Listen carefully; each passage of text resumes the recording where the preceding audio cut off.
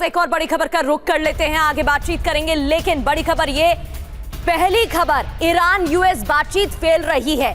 एक एक कर आपको बड़ी खबर बता रहे हैं। दूसरी खबर, ईरान कुछ मानने को तैयार नहीं है, जेडी वेंस ने साफ किया।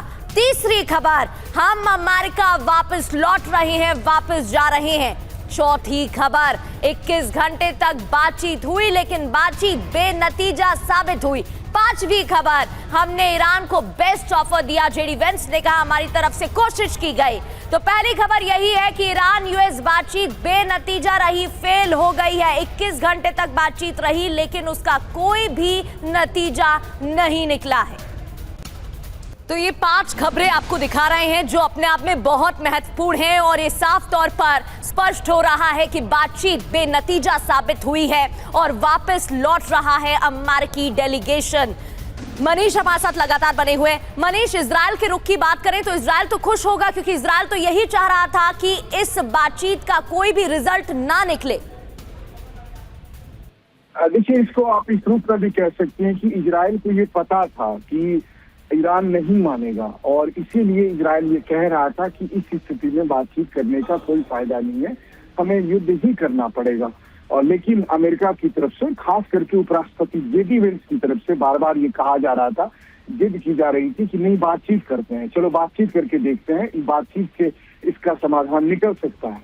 और वही हुआ कि अमेरिका की तरफ से खुद उपराष्ट्रपति जेडी वेंस आए और वो बैठकर उन्होंने कई घंटे की बातचीत की और अब जाकर वो कह रहे हैं कि बातचीत फेल हो गई है, कोई और उपाय नहीं है, अब हम वापस आते हैं। अब इसके क्या अब बाद क्या होगा ये फिलहाल किसी को नहीं पता, लेकिन जो भी है ये अच्छा नहीं हुआ। वो इसलिए नहीं अच्छा हुआ क्योंकि शांति के तहत अगर शांतिपूर्ण तरीके से इसका समाधान निकल जाता तो ये पूरी दुनिया के लिए राहत की बात होती। लेकिन हाँ, एक बात ये भी है कि अभी देखना होगा कि ईरान का पक्ष क्या कहता है। और दूसरी बात ये भी है कि कहीं ऐसा तो नहीं कि कुछ घंटे पहले जब अमेरिकी सेंट्रल कमांड ने हॉर्मुज से अपने 2 वॉरशिप के गुजरने की बात कही थी और कहा था कि हमने माइंस हटाने के लिए हम ईरान की मदद कर रहे हैं, तो कहीं ऐसा तो नहीं कि हॉर्मुज पर पानी में कंट्रोल उन्होंने आपस में कंट्रोल कर लिया है और मौका मिलते ही अब खुद ही विड्रॉ कर गए इस बात से कि ये कहीं पूरी बातचीत हॉर्मुज में अपने वॉरशिप को भेजने की कवायद तो नहीं थी। ये बहुत कुछ है जो के लिए स्पष्ट होना बाकी है। ईरान की तरफ से भी सुनना पड़ेगा कि ईरान क्या कह रहा है, कि इनकी ऐसी क्या मांग की गई थी।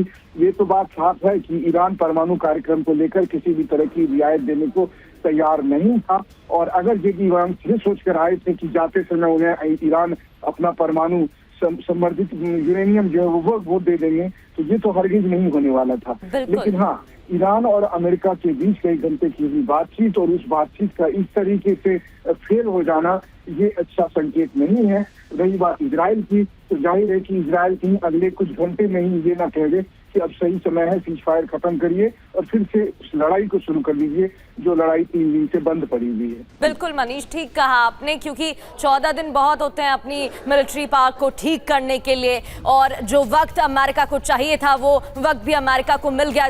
और देखिए, मनीष भी इस वक्त हमारे साथ जुड़े हुए। मनीष, एक बात बताइए कि क्या ये अमेरिका को भी लग रहा था, अभी आपने इजराइल का भले जिक्र किया हो, लेकिन क्या अमेरिका को भी पता था कि कुछ खास हासिल नहीं किया जा सकता? जो बयान हमने जेडी वेंस का भी यहां पर देखा और यही वजह है कि एक तरफ सीज फायर था, एक तरफ बातचीत का जो रास्ता है वो खोला गया था और दूसरी तरफ डिप्लॉयमेंट और सैनिकों को लगातार बढ़ाया जा रहा था जमावड़ा।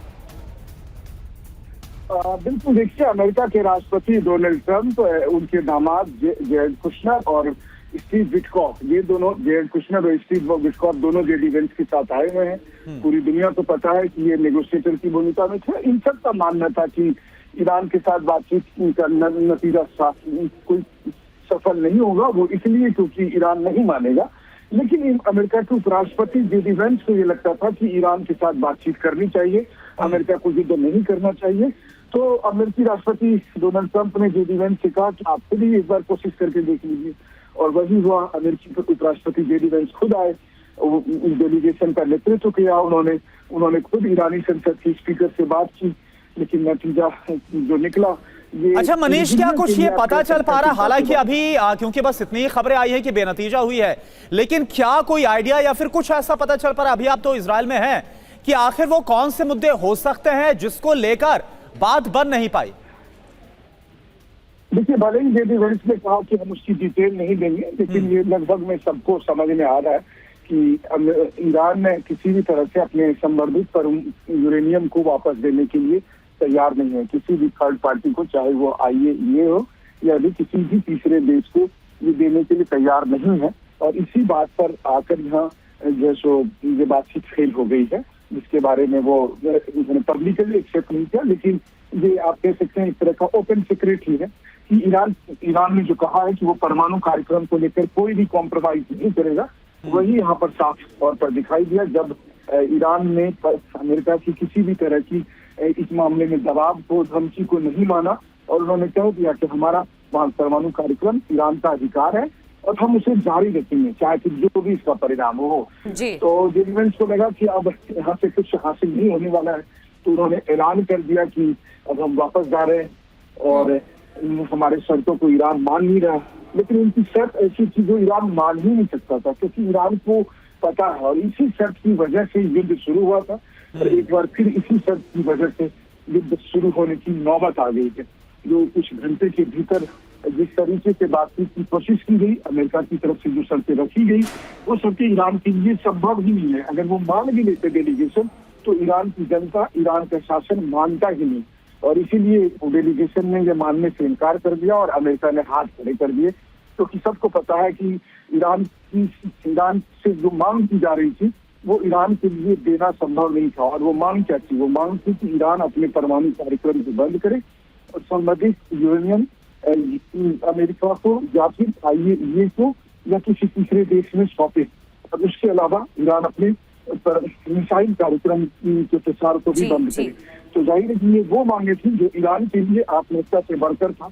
40 दिनों की जंग इसी बात को लेकर हुई थी। एक बार फिर ईरान ने ये बात कहने की, बताने की कोशिश की है कि इन सब मुद्दों पर वो किसी भी हालत में समझौता नहीं करेंगे, चाहे सामने में कोई भी क्यों ना बैठा हो, चाहे सामने में अमेरिका के राष्ट्रपति जेडी वेंस क्यों ना बैठे हो। बिल्कुल मनीष, नेगोशिएशन इन मुद्दों को लेकर नहीं होगा, ईरान की तरफ से स्पष्ट किया गया था।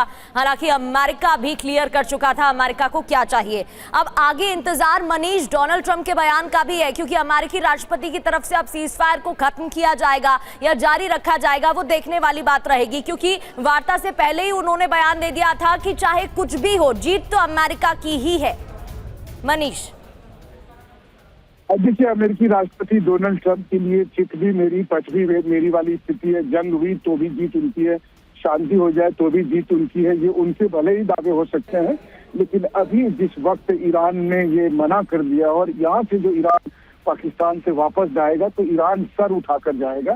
ठीक उसी तरह जैसे वो बड़े गर्व के साथ इस मीटिंग में आया था, ये कहते हुए कि हम ईरान के हित में ही कोई बात करेंगे, किसी भी तरह के दबाव में नहीं आएंगे।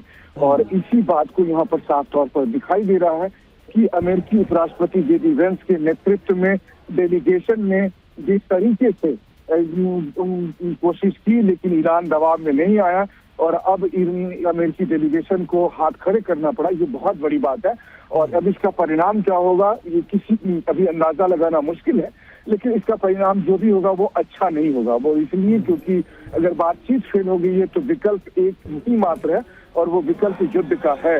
तो क्या अब युद्ध करना ही पड़ेगा? और सबसे बड़ी बात है कि ये बातचीत उस व्यक्ति ने हाथ खड़े कर दिए हैं जो कह रहा था कि जो अमेरिका से बातचीत की, ईरान से बातचीत की जा सकती है। तो बाकी लोग तो तैयार ही बैठे थे युद्ध के लिए।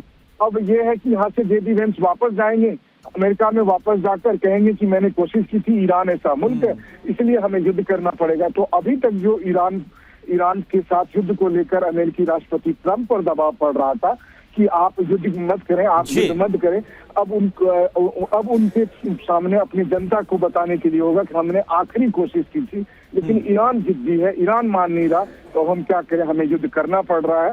और ये युद्ध ठीक है, और वो हमने देखा भी जब जेडी वेंस से बोलते नजर आए मनीष कि हमसे जो बेस्ट हो सकता था वो ऑफर हमने ईरान के सामने रखा, लेकिन ईरान तो हमारी सुनने के लिए तैयार ही नहीं है।